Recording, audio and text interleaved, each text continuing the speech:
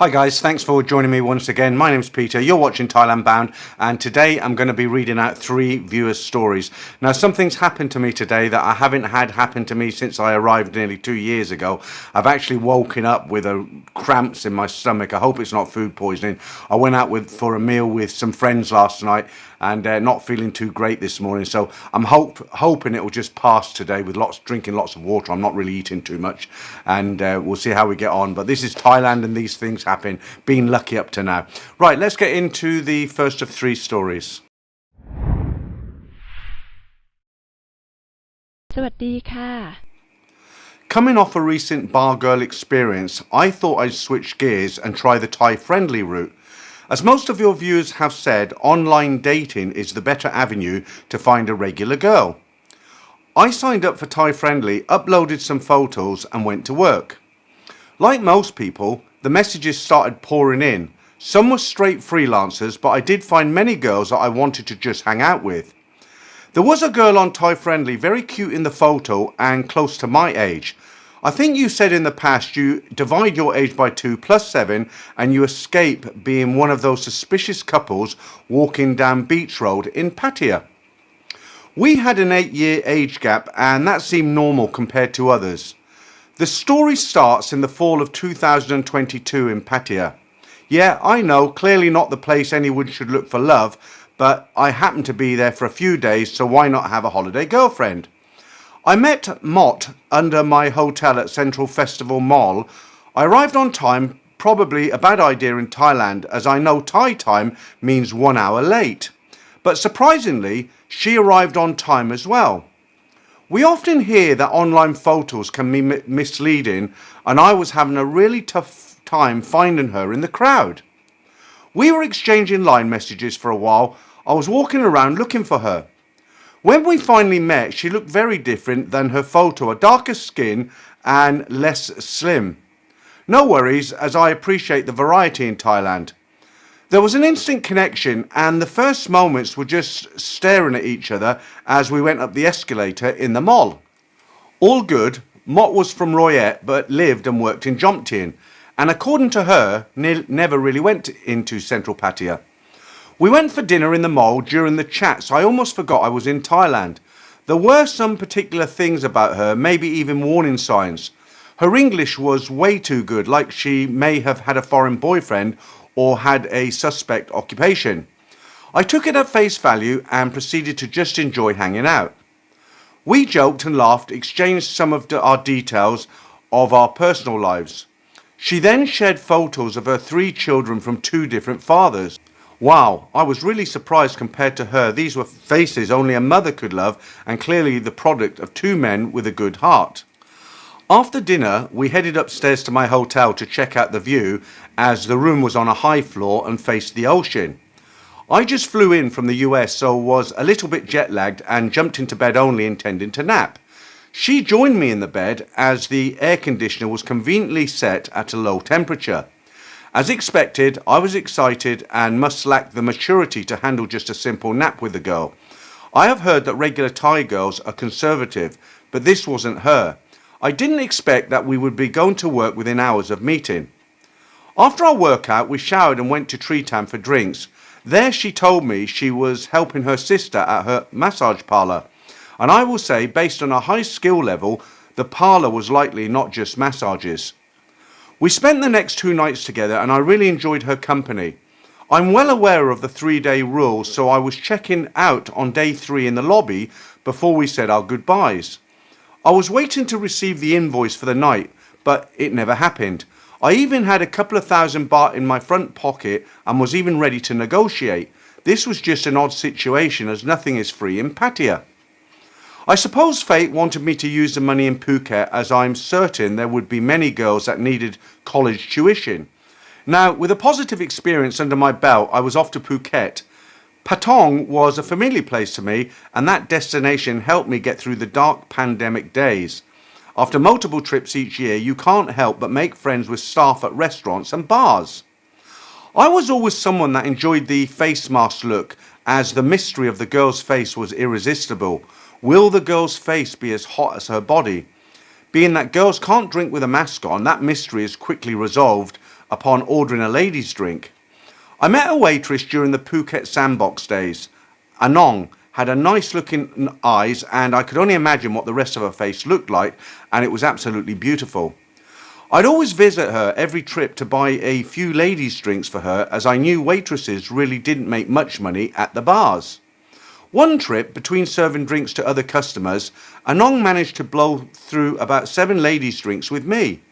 Some might view that as a waste of money, but this 2-week millionaire was having a good time with Anong, despite the many interruptions in the evening. At the end of the evening, we were both sufficiently drunk, and I decided to ask if she would be available to join me back at my hotel. I knew she was a waitress, but I was hoping everything was on the menu in Thailand. She agreed, and off we went. That was about the most natural experience I've had in Thailand. On follow-up trips, I noticed Anong's career progression over the years, from simply a waitress to greeting customers in her bar on Bangla Road to finally a full-blown bar girl. I've seen that often within the bars, as I suppose for the girls, all roads leads to being a bar girl eventually. After working my way through Anong and a few additional bar girls in Phuket, I went back to Bangkok and messaged Mott to meet me. She agreed, as she said she had never been to Bangkok.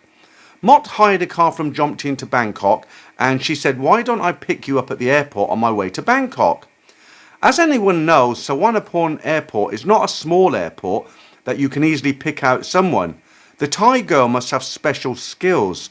She got the car to stop outside the airport, and she found me inside the airport. Incredible, almost like the skills the Thai girls have catching you cheating. I told her I already said I would cover her transportation costs from Jomtien to Bangkok. When we got back to the hotel, I took a deep breath and asked how much was the ride. The thoughts of the driver and Mott preparing a special price for me went through my head. Having taken a taxi and a private car from the airport to Pattaya, I assumed it would be a little more because of the airport pickup. If you take a taxi at the airport, it's around 1,500 baht to Pattaya, and if you book any private car service, it's 1,200 baht. To my surprise, she told me 1,000 baht. Being aware of the many hustles and ways women can extract money from you, I was on high alert as we just met. It does take some of the fun out of the moment if you're borderline paranoid about it. With Mott, every time I thought I was being set up, it ended up okay. When we would go out to eat, she just ordered like a normal human being versus ordering 10 dishes that Thai bar girls usually do. I like to eat an international diet, and she was game for everything. With amazement, I watched her finish every single thing on her plate. I know it's not fair to compare her to a bar girl, but I figure massage girl does make her like half a bar girl. We had a wonderful time in Bangkok, and judging from her inability to drink alcohol, she clearly couldn't have been a bar girl incognito. One night in Bangkok, it was one of those Thai holidays when alcohol sales end early. We found out from a bar on Soi 7 that alcohol sales would end for the night in about an hour. To make up for the lost time, I decided it might be a great time to blow through a couple of shots to maximise our time there. I'm not really into shots myself, but her reaction was priceless. It reminded me of college, holding a girl's hair back while she vomited on the side of the road, and just like that, the trip ended. The following morning, I was flying back to the US, and she used the same car service to drop me off and take her home. Again, in the car, I was waiting for the invoice that I never got. We continued to chat via line when I got back home, and I got to learn more about her. It's a different dynamic when you're doing a one-on-one chat with no distractions.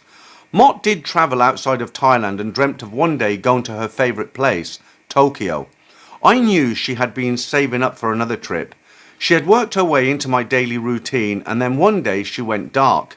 A few days later, she calls me from the airport. Firstly, it was odd seeing her dressed like a businesswoman, and even stranger, she told me she was going to Hong Kong with a friend for a few months to work. You would think that plan would have come up in our conversations. She said she will be staying at another friend's place and working at this friend's massage parlour. What I've learned from experience is that mixing money and friends is a recipe for disaster. You're more likely to be scammed by a friend than a stranger. After a few weeks in Hong Kong, she called me in a hysterical state. She told me that someone went into her room and stole all her and her friend's money and passport. She thinks it was the massage parlour owner slash friend, as no one else would know where to find all the items in the room. My eyes rolled into the back of my head, wondering how much she would want from me. I listened with my finger already on the block content button. Is this how our story ends? Is this the final invoice I've been waiting for? And once again, I was wrong, as she just wanted someone to talk to. She and her travel mate moved out immediately and waited till they got another passport reissued and went back to Thailand. There were a lot of things to digest about Mott. Her life was filled with so many mysteries that I still don't quite understand. What were her real duties at the Jomtien massage parlour? Did she travel around Asia to work and perform said duties? The sudden and random Hong Kong trip was just plain weird. More importantly, what was her game plan for me? If money was her motive, I never knew because I never was asked for any. Sure, when we were together I provided a complimentary amenity package that included food and drinks and my nightly services, but that's hardly like a bar girl monthly allowance. Though I never got a straight answer, I realised I couldn't live with her potential job duties. Maybe it was a bad decision, as she really did make you feel special. I suppose I'll never know, as in the end I did hit the block content button. Yeah, so that's another great story there. I'm going to try and hazard a guess. And what happens sometimes, you do get girls who work in massage parlours and bars, and they'll meet a particular guy, and they actually really like the guy, because a lot of girls are looking for a long-term partner, and most guys are not going to hook up long time with a bar girl. Most guys, some guys do. And what will happen sometimes is there'll be a girl who's working, say, in a massage parlour like this girl, and she meets this guy, and she thinks, I really like this guy, he's really nice. So she doesn't ask for money. She doesn't appear to, have that job. And then she's got a regular guy and she doesn't have to do that kind of work anymore. That's normally what it is. And a lot of guys get confused by this because they think, well, why isn't she asking me for money? And a lot of the time, the girl actually does enjoy the guy's company and really does have feelings towards him and hopes by not asking for money, he might see her in a different light. That's my best take on it anyway. I might be wrong, just an opinion. I'm entitled to an opinion like everyone else, right? Okay, let's jump into story number 2. And this is a good story. It's a little bit different, but I enjoyed reading this. Here's a story from my early days in Thailand. It's not a she done me wrong story, although I do have a few of those. This story dates back about 20 years when I arrived as a then 50-year-old newbie to Thailand. I landed at Don Muang Airport on a Sunday evening with absolutely no idea what to expect. Having just got divorced and with a bit of money, I wasn't too worried. A friend had mentioned Pattaya to me, so I hopped into a taxi, which dropped me off in Pattaya Klang, and I checked into the first hotel I saw. This story isn't about the bar scene, though needless to say I did a significant amount of exploring and blew quite a bit of money. I had no intention of returning to the UK, but being in a I don't give a damn mindset after my divorce, the money was disappearing quicker than I thought it would. So I decided to get a job. I opted for teaching and did my TEFL with a school based in town.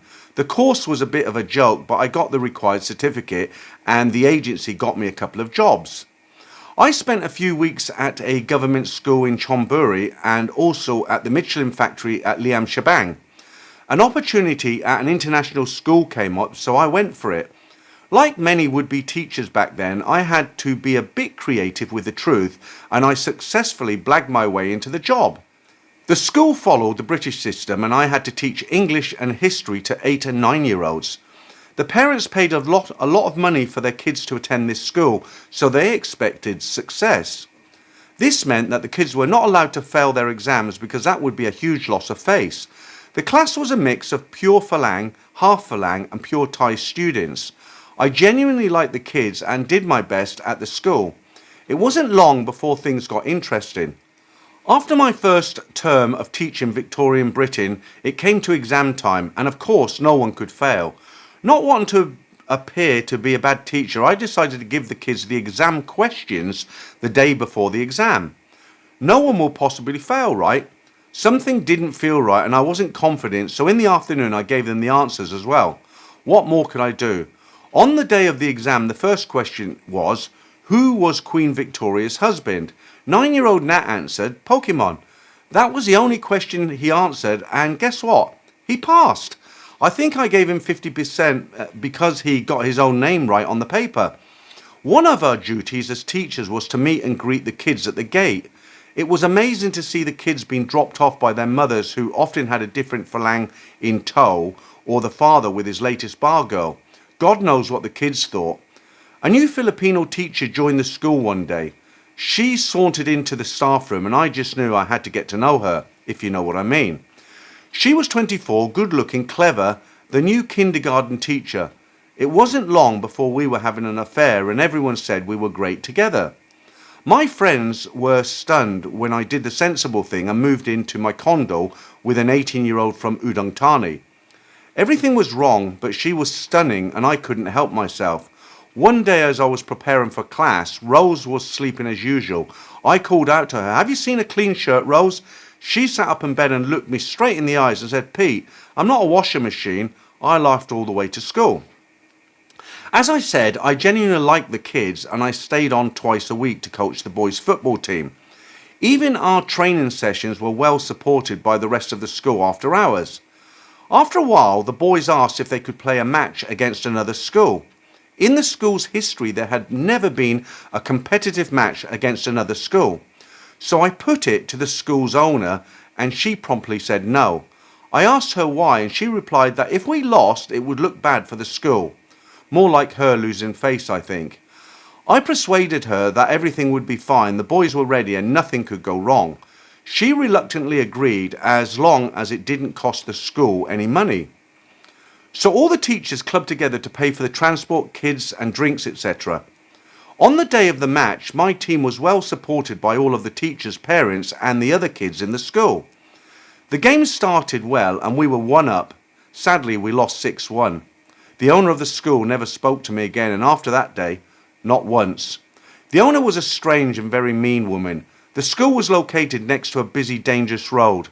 A kid was hit by a car one day. The town hall, to their credit, agreed to put in a footbridge for the kids to cross safely, but the owner said no because it would make the school look less attractive. When we teachers were asked what books we needed for the year ahead, she would order just one. She would then get her staff to photocopy however many were needed. Everything in black and white, no colour. Because the school followed the British schooling system, it had to offer a modern foreign language, and German was a choice. Every week a Thai guy would come from Bangkok to teach German. This guy was a professor and had actually written a few books about teaching German. However, this particular year, a few of the students were native German speakers and they said whatever he was teaching wasn't German. The owner of the school said nonsense, he's a professor. Some of the parents got involved and agreed that he wasn't teaching German as they knew it. So they stopped the Thai guy from coming from Bangkok. So what to do? The owner of the school had a solution. She called one of the teachers to the office and said, "You are the new German teacher." The female teacher replied that she was actually Dutch, not German. The owner proudly explained that she had looked on the map and as Holland was the nearest country to Germany, she would be the new German teacher. What logic? I went to the head of the school, a level-headed woman from Scotland, and I suggested a solution. I spent many years living and working in Spain and my Spanish was a decent standard. The owner reluctantly agreed and overnight I became head of modern foreign languages and the school's Spanish teacher. I taught Spanish to all ages. Some of the kids were from Japan or Korea and had zero interest in learning any Spanish. But the European kids were fine and we had a lot of fun. One of my greatest successes was organising a whole day of events and activities for the entire school, all in Spanish. After a while at the school, the authorities decided all foreign teachers needed to have their degrees verified by their home university. What do? I didn't have a degree, not a real one anyway. When I took the job, I printed off a fake one that I made up online. It was a work of art, beautifully scrolled writing and printed on lovely yellow paper, which I laminated. I bent the corners over to try and make it look 20 years old. The fake degree said Bristol University. I had previously been to a technical college in Bristol, but not the university. I was about to get found out and probably booted out of Thailand. I was panicking. The Thai education authorities wrote to every foreign teacher's university. I nervously awaited the day I was going to be exposed. The day came and the reply had arrived by email. I was done for, surely. The reply read, Under the Freedom of Information Act, we are not able to give any information on any of our students. I had dodged a bullet for now. I was paid 25,000 baht a month for teaching, and I recall I paid about 1,000 baht in tax. The money helped but didn't go far enough. I had to use savings to make ends meet. I was having an amazing time, and I'm still friends with many of the teachers from that time, even though it was over 20 years ago. I saw the Filipina teacher many times over the past 2 decades, and we always continued our affair even though we both had different partners over the years. The difference between the Falang kids and the pure Thais was amazing. If I gave them a story to write to include 3 random things like a man called Peter, an elephant and a black hat, the Falang kids would dive right into it, no problems. The Thai kids couldn't do it. They couldn't grasp the idea of making something up and using their imagination. One of the half Falang boys had some very strange mannerisms, and it was clear something underlying was wrong. He would walk around, and if he came up to an object like a chair or a wall, he would kind of bounce off it multiple times until he deflected himself away instead of just walking around the object. One of the other teachers got him to open up a bit, and he was super confused. His Thai mum had divorced her UK husband and married her husband's father, so his dad is now his granddad. His granddad is his dad. Most of the guys I knew were great with the kids and genuinely cared about them. However, at school there was one older guy from Australia. He was the PE teacher. He would get to school early, swim naked and parade himself around the pool for all to see while getting dressed. I kept my distance from him. 3 teachers were summoned to attend the Ministry of Education in Chonburi to verify their status of teachers, and I was one of them. We had to meet the head of education. There were some kind of appraisal. The first teacher in was a young Australian guy. He had a double master's from some university in Melbourne and spoke Thai. However, during the meeting, something went wrong and they had a furious row. This went on for some time before he left the office. He passed the assessment, but it was touch and go. The second teacher in was the music teacher, a gay Frenchman whose documents were from San Francisco. This totally confused the minister and led to more heated debate until he was eventually signed off. So what about my chances? I'm not a teacher, my degree is fake, and I blagged my way into the job. I walked into the office, I looked at the minister, greeted him with a Y, looked him right in the eye and said, "I'm from England." Without another word, he signed me off and I walked out of the office. I'd gotten away with it again. I finished my Thai teaching career at the end of that academic year. It was a fantastic experience and I met some great people. Would I ever do it again? Never. What a great story. So look, guys, if you have a story, it doesn't have to be bar girl related or, love's gone wrong. If you have something similar to this, you've just worked in Thailand or you spent some time here and you've got an interesting story like this one, please send it in. I'll read it out. As always, I'll change names. I'll make it completely anonymous and you two can hear your story read out right here on Thailand Bound. I'm going to go straight into the third story now as time is pressing and it might be a bit of a long upload. Right. I have written to you before regarding my Thai story, which fortunately for me has not been a train wreck, but it is a very happy story and has been so for the last 16 years. I would like to add part 2 to my story if you don't mind reading a story that is based in Australia but concerns my Thai wife and her Thai, Cambodian and Laos friends. From 2010 to mid-2016, my wife and I were working in the remote outback of Australia, working with small communities in very remote locations for the government. These small communities, which do not speak English fluently, had nothing to offer as far as entertainment or socialising was concerned, so they are not easy places to live if you need the company of people that speak your language. However, we made the most of our time there and learned a lot about the people we worked with, and we tried to learn their languages as well. Overall, it was a wonderful life-changing experience for both of us. We returned to Perth in July of 2016, where I had a home that had been leased and needed lots of TLC to get it back to its original state. This kept me busy, but I really look forward to catching up with my old friends over the coming months. My wife, on the other hand, had no friends which to chat to in her own language, so I was a little concerned for her welfare at the time. However, my concern was short-lived as she soon met a few Asian ladies at the local Asian shops where she brought the ingredients she needed for cooking Thai food. These ladies introduced her to and myself to many other Asian ladies and their Farang husbands. After a few months, we were soon hosting parties at our house for many Thai, Cambodian and Laos ladies with their Farang husbands. I made a few friends quite quickly as we had lots in common, as almost all of the men had been through a messy divorce with their previous Australian, English or European wives, just as I had. Lots of good times were had by all, and my wife seemed content that she now had a small community of people she could mix with and chat in her own language. Well, sort of. The problem arose that most of the women from Thailand were mostly from Isan, not Bangkok like my wife, and spoke quite different forms of Thai. Also, most of the women were young and energetic ex-bar girls prior to coming to Australia, whereas my wife was an aged carer nurse and I liked to be with a large family. These lovely Asian women were quite a bit younger than my wife, who was close to my age, 57 at the time, and spoke a different dialect to my wife, but they soon worked out a common language between them. Generally speaking, all of these ex-bar girls love to party and mix with each other very often. They are lots of fun as far as I was concerned, as I love to party too, and of course there is always lots of wonderful Asian food to share. My wife is very soft-spoken, calm and reserved. She always stops and thinks before she speaks and wisely never takes sides in an argument concerning her friends.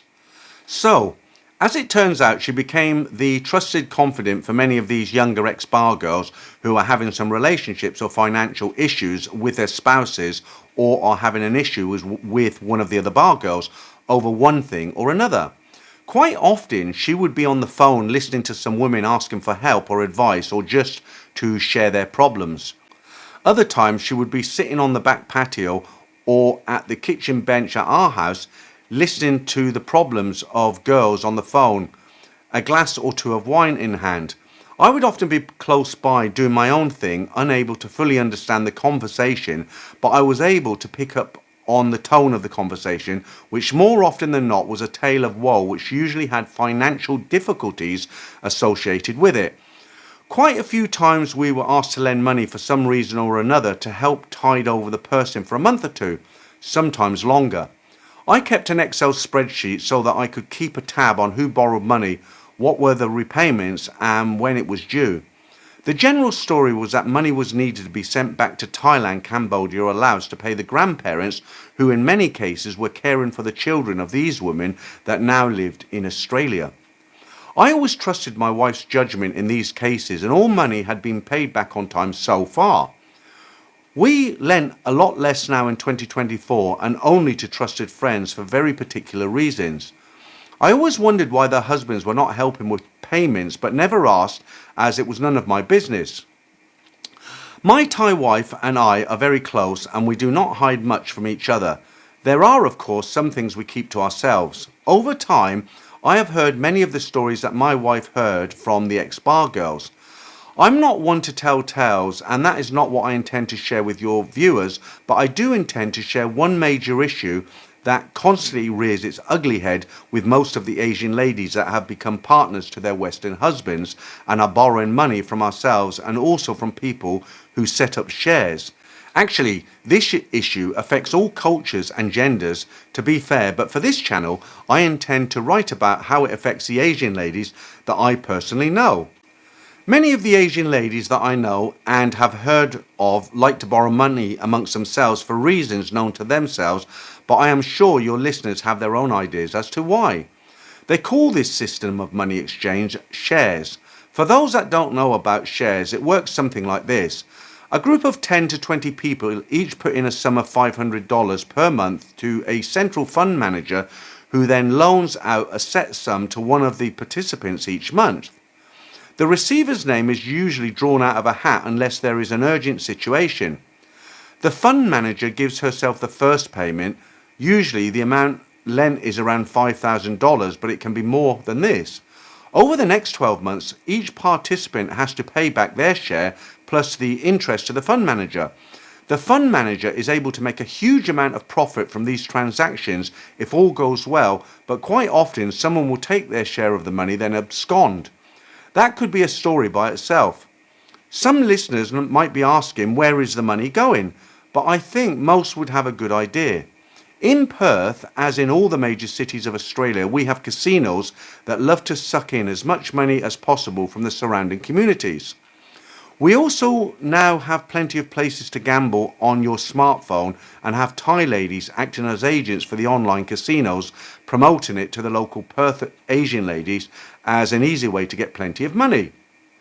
As many of the Western men are fly-in, fly-out workers, commonly known as FIFO workers on 3 weeks on, 1 week off, or 2 weeks on and 1 week off, their Asian lady partners have plenty of time to do as they please, and gambling seems to be a major issue. When the cat's away, the mice will play, so to speak. Many of the guys I know have had to pay off debts for their Asian partners to the share fund managers. One occasion when the debt issue has happened more than once, the relationship has had a messy ending and of divorce. Other times it has caused mistrust among the couples and quite a lot of friction, which I have personally seen quite a few times. In closing, and to be fair to this is not an Asian lady issue, it's just that I know a lot of Asian ladies because I married one. Gambling is an issue that affects the whole community. Just one visit to your local casino will show you the wide variety of people that are addicted to slot machines that always make a profit for the casino. I guess my message to your listeners would be to always be vigilant about your fiancé and keep close tabs on your bank statements regardless of whom you are partners with. P.S. I hope I don't sound like a goody two-shoes guy preaching on a soapbox. Just want to make people more aware of an issue that may affect them in the future if it hasn't already. This is a big problem in Asia and especially Thailand. You know, a lot of divorces, separations between Thai girls and Thai guys is a lot of the time it's because the guy gambles. You know, they play cards and gamble away all the housekeeping money, and the woman hasn't got money to raise the child or eat herself, and you know it's a vicious circle, and they end up working in a bar in Pattaya. But Thai girls also like to gamble, and like the guy says, you know, you only got to look online. There's so many ways to gamble. It's a terrible thing. It's something I've never been into, thankfully, not in a serious way anyway. But yeah, nice story. So one thing that I want to say before I end the upload today, I had a guy write to me and he said he always listens to my story with headphones, not, without out loud, as it were. He'll be on an aircraft, download it. He listens on headphones. And I'm sure there's a lot of people listen to the stories on headphones, walking the dog. You might be in the gym. You're not necessarily sitting there watching the screen. What his complaint was, he said, look, when you're reading out these stories and you swallow, it's very loud and it's very irritating. But the problem is, all I can do is apologise because most of these uploads are about 30 minutes long and I can't read continuously without swallowing. It's just physically impossible. So apologies. If you don't like it, you'll have to move on because I can't do nothing about it. I've got to swallow, right?